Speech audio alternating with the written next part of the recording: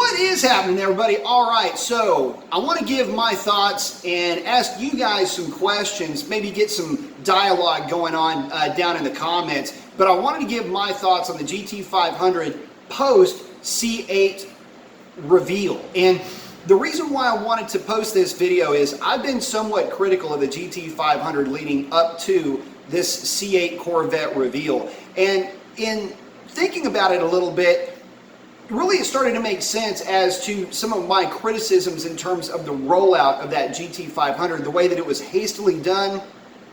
You almost get that sense of falling upstairs with that release of that car.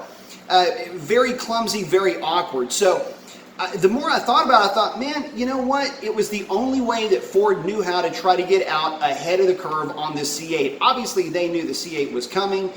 This was their only way to get something out into the public domain before the C8 was released, knowing full well that anything that was going to be released within several months of that Corvette was going to be basically forgotten about, or just really more to the point, white noise, with all of the attention being focused onto the Corvette.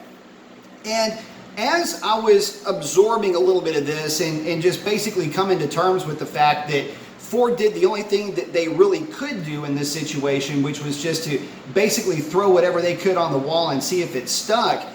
The big thing and the big takeaway, I should say, that I came away from this was the value proposition. Which car is a better value per dollar, performance per dollar? What does your entertainment dollars buy you? Because let's be honest, if you're buying one of these cars, you're not buying it as a practical means of transport. It's going to be a toy, it's going to be an introduction or just a continuation of a lifestyle, but it's not a practical means of transportation. So how do I justify the purchase of a GT500 when this amazing C8 Corvette, mid-engine, semi-exotic, if you want to call it that or look at it that way, how do I justify buying the GT500 based on the fact that, number one, the C8 with the Z51 package is going to come in at roughly the same price as the GT500, offer, so far as we can tell, significantly better performance both on the street, drag strip, and on a closed circuit. Where does that leave the GT500 in all of this? And if you're in the market for a GT500, or you've already put in your bid for a GT500, are you still willing to pay that dealer added tag, that $20,000 dealer added tag that's going to send your GT500's price straight up into the stratosphere? Number one. Number two, pay for the exclusivity of having that GT500 name in a limited production car that can't even properly compete with the C8 Corvette that's going to come in at the same price, presumably really without a dealer added tag. They'll make as many Corvettes as the public will buy, and by all accounts, they're going to sell out of every Corvette that they do build. So the value proposition on the GT500 has got a lead anvil strapped to its ankle, and it has been thrown overboard. Guys, I'm sorry, and I feel bad for you if you've decided that that GT500 is really the only way to go, and you want to carry on this, I don't know, Shelby legacy, or you're just, you know, blue oval before anything else. That type of mentality is going to get a mud hole stomped into your ass anytime you roll up against a C8, and you can always say, well, I'll just mod that GT500. Don't be so fast. The jury is still out as to whether or not that DSG or whatever alphabet soup they're going to use to nomenclate that thing.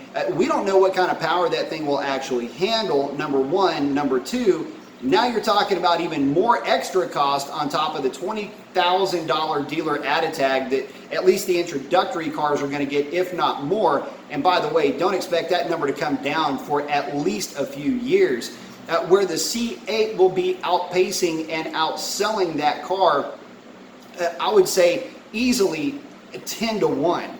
So it's a shame really that for Ford fans that the C8 was released in the same year that the GT500 will be released. Although it's fantastic for us car enthusiasts, if you're a Ford enthusiast, it's got to be a little bit of mud in your eye.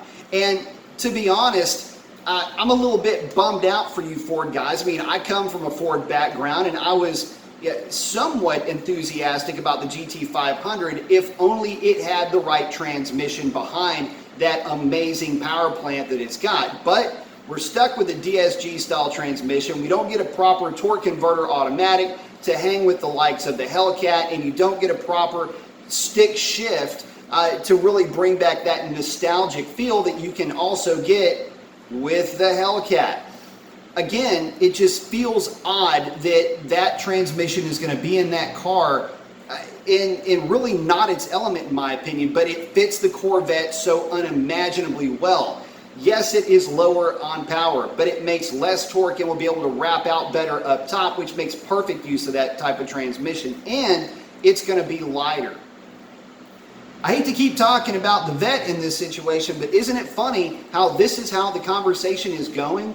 I'm making a video about the GT500, but I'm literally 50-50 talking about the Corvette at the same time, mixing in a little bit of the good stuff with my Mopar guys.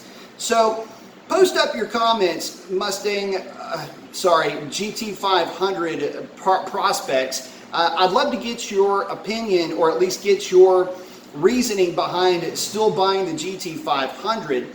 But before I run out on this, I also want to, get an idea as far as what is the temperature of the GT350 owner at this point.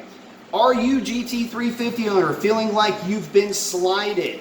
Do you feel like you've been a bit bamboozled when you spent upwards of $70,000 on a GT350 only to have the GT500 come in, and if a dealer isn't throwing add a tag on it, still come in at roughly the same price or just a little bit higher? Now, you might get into the whole semantics of what is a little bit and what is a lot, but when a GT350 is sitting around, $60,000, $65,000, and for 10 grand more, you can get into a GT500 with significantly more power and presumably more street cred.